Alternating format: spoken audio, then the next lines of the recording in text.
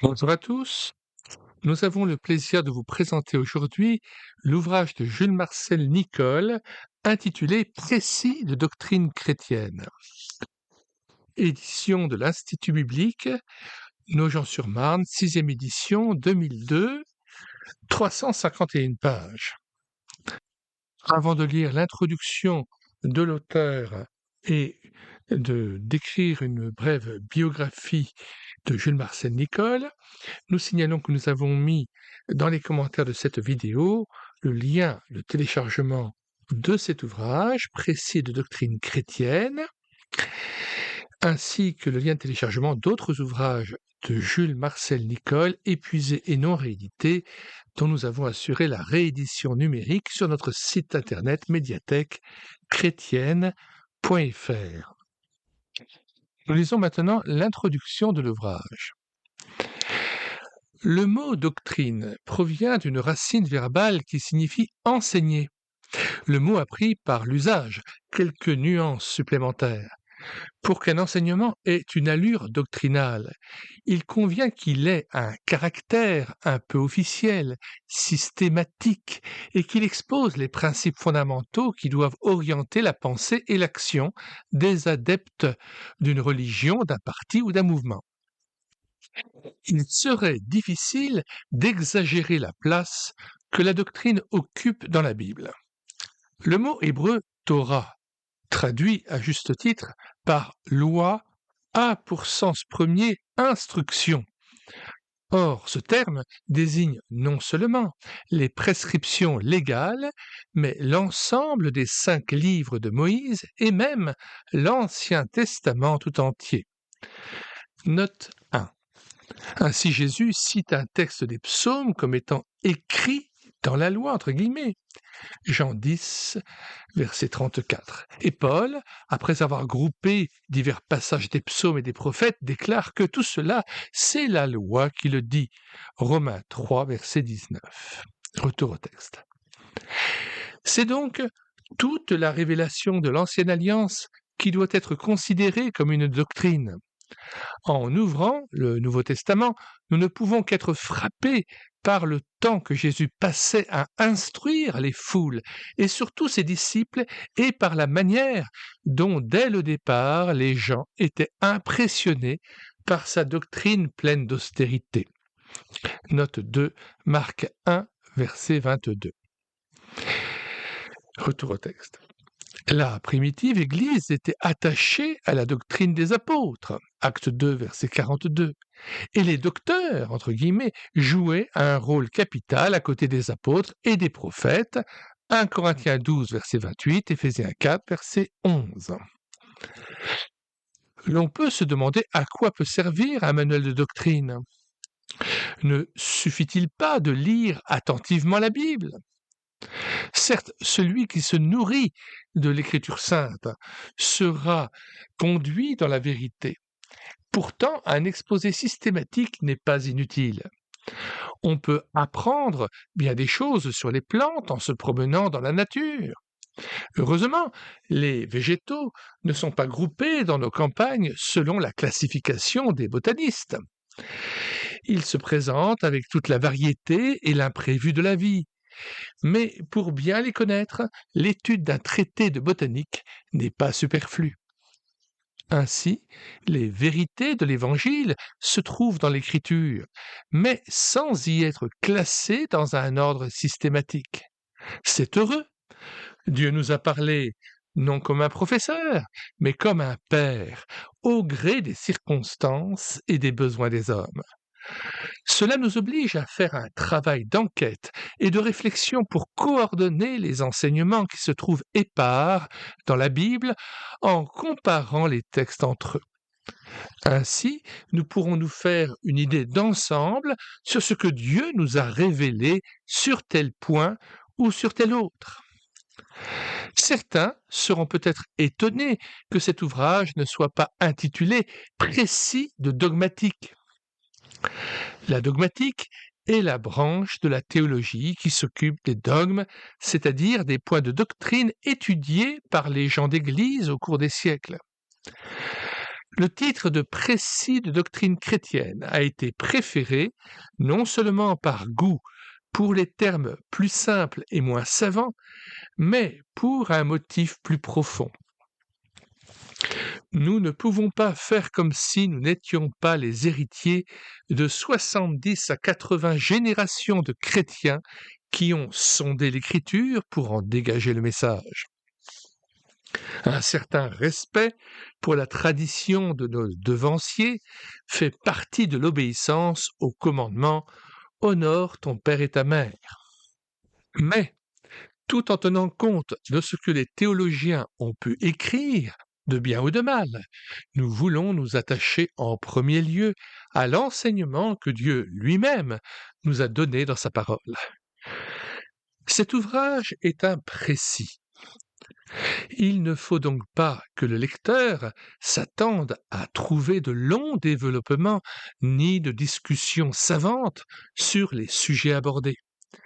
Les grosses sommes théologiques ont leur place légitime, mais le but de ce petit volume est différent. Il vise à présenter au peuple chrétien, même le moins averti, l'essentiel de ce qu'il faut croire. Cela ne nous empêchera pas d'employer des termes qui ne se trouvent pas dans l'Écriture et qui ont été forgés au cours des siècles pour exprimer d'une manière commode des vérités, elles, bien scripturaires.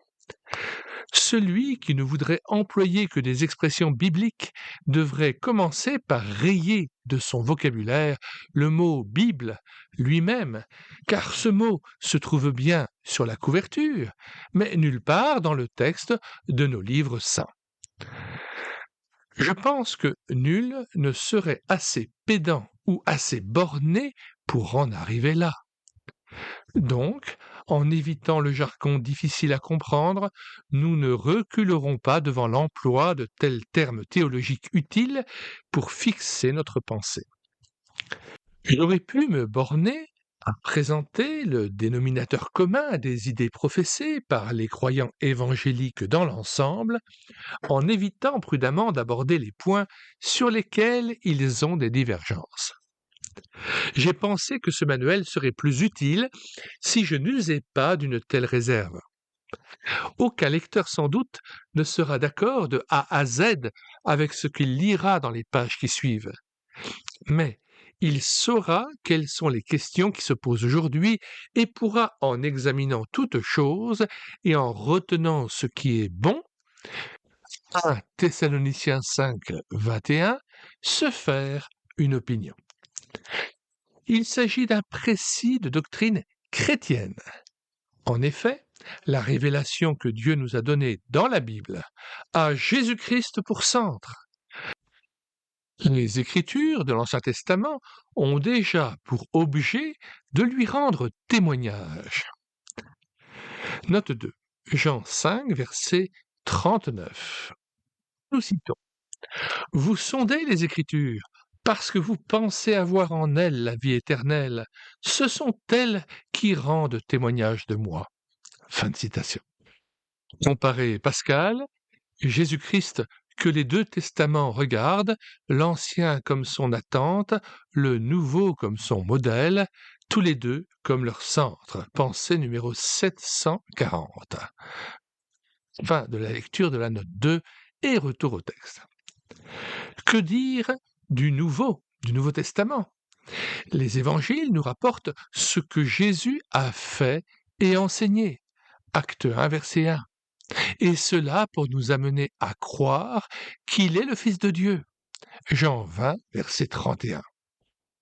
Nous citons « Mais ces choses ont été écrites afin que vous croyiez que Jésus est le Christ, le Fils de Dieu, et qu'en croyant, vous ayez la vie en son nom. » Fin de citation. Retour au texte. Le livre des Actes nous donne une idée de l'action que le Sauveur glorifié continue à déployer. Note 5. Peut-être Luc n'aurait-il pas été très content du titre « Actes des apôtres » donné à son deuxième ouvrage. La manière dont il dit que son évangile expose ce que Jésus a commencé de faire et d'enseigner, entre guillemets, acte 1, verset 1, implique qu'il envisage le livre des actes comme une continuation. Ce ne sont pas les actions des hommes qui l'intéressent, mais celles du Sauveur glorifié qui, par le Saint-Esprit, anime des hommes qui sont ses instruments. Fin de la lecture de la note 5 et retour au texte. Dans les épîtres, les apôtres ne veulent savoir que Jésus-Christ et Jésus-Christ crucifié. 1 Corinthiens 2, verset 2. Ils ne veulent faire autre chose que de rendre témoignage à celui qui est la parole de vie. 1 Jean 1, versets 1 à 4. L'Apocalypse est un cantique à l'agneau immolé en même temps qu'un cri d'espérance dans l'attente du roi qui vient. Toute plénitude se trouve en lui. Colossiens 2, versets 9 et 10. Il est lui-même la vérité. Jean 14, verset 6. C'est donc toujours en rapport avec lui qu'il convient d'aborder n'importe quel point de doctrine. Fin de la lecture de l'introduction de l'ouvrage de Jules Marcel Nicolle intitulé Précis de doctrine chrétienne. Présentons maintenant l'auteur. Jules Marcel Nicolle, 1907-1997, fils du pasteur Albert Nicolle, originaire de Genève et né à Berlin. Après avoir achevé ses études secondaires en Allemagne et en Suisse, il a suivi les cours de l'Institut biblique de Nogent et a obtenu la licence S lettres classiques à la Sorbonne, ainsi que la licence en théologie à la faculté de Gordon en Amérique. Il est depuis 1931 professeur à l'Institut biblique de Nogent, où il exerce également le ministère pastoral. Pendant la guerre de 1939-1945, il a été quelque temps aumônier à la clinique psychothérapique de Vers-la-Rive à Vaux-Marcus, puis pasteur de l'église réformée évangélique indépendante d'Alès. Il est aussi depuis l'origine professeur à la faculté de théologie d'Aix-en-Provence et à celle de Vaux-sur-Seine. Avant de nous quitter, nous vous rappelons que nous avons mis dans les descriptions de cette vidéo le lien de téléchargement de cet ouvrage, mais aussi le lien d'autres ouvrages de Jules Marcel Nicolle. Nous mettons aussi le lien vers un ouvrage du père de Jules Marcel Nicolle, Albert Nicolle. Le titre de cet ouvrage est « Obéissance et amour, commentaire sur les 3 épîtres de Jean ». C'est un véritable joyau de la littérature chrétienne. Vous voulez tirer profit des 1600 ouvrages chrétiens dont nous avons assuré la réédition numérique gratuite? Eh bien, sur la barre de recherche Google, vous écrivez médiathèquechrétienne.fr, tout attaché d'un seul tenant et sans accent, puis, une fois arrivé sur le site, vous cliquez sur « Livre à télécharger », puis vous faites une recherche par ordre alphabétique d'auteur. Une fois trouvé l'auteur et l'ouvrage recherché, vous cliquez sur « Lire, écouter, télécharger », puis sur l'onglet « Télécharger le PDF » et l'ouvrage est à vous immédiatement, sans que vous ayez à vous inscrire sur le site, et gratuitement. Faites connaître autour de vous non seulement médiathèquechrétienne.fr au sein de votre église, mais aussi notre chaîne YouTube à l'écouter sa parole, chaîne qui permet de pouvoir profiter d'une présentation des ouvrages que je propose en téléchargement gratuit, parce que épuisés et non réédités, mais aussi nous avons mis en parole plus de 1600 cantiques, lu plus de 100 audiobooks et filmé avec caméra de document des BD chrétiennes Tournesol et Tom et Carotte. Puisse le Seigneur Jésus-Christ nous garder dans la saine doctrine et par son bon esprit nous permettre d'annoncer l'Évangile dans toute sa simplicité et de ne pas nous détourner ni à droite ni à gauche du message évangélique afin de pouvoir glorifier le Père dans une vie vécue à la fois dans la vérité, dans l'obéissance et dans l'amour. Nous vous disons au revoir et à bientôt pour une prochaine vidéo.